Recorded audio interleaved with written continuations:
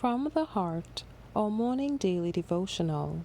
The reading for today is entitled, Be Conformed to the Word, January 13th. But in vain do they worship me, teaching for doctrines the commandments of men. Matthew 15, verse 9. Those who desire to know the truth have nothing to fear from the investigation of the Word of God. But upon the threshold of investigation of the Word of God, inquirers after truth should lay aside all prejudice and hold in abeyance all preconceived opinion and open the ear to hear the voice of God from His messenger.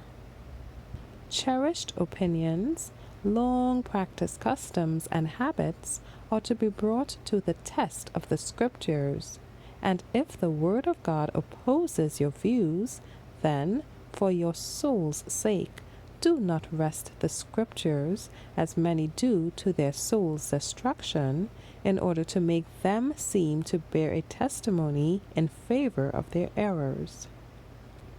Let your inquiry be, what is truth? Not, what have I hitherto believed to be truth? Do not interpret the Scriptures in the light of your former belief and assert that some doctrine of finite humanity is truth. Let your inquiry be, what saith the Scriptures? Make up your mind that your former theories must change if they are not in harmony with the doctrines of the Bible. You are called upon to put forth diligent effort to discover what is truth. This should not be thought a hard requirement, for we are called upon to toil for our temporal and earthly blessings, and it is not to be expected that we shall find the heavenly treasure unless we are willing to dig in the mines of truth and exercise all our powers of mind and heart to understand. Beware lest you read the Word of God in the light of erroneous teaching. It was on this very ground that the Jews made their fatal mistake.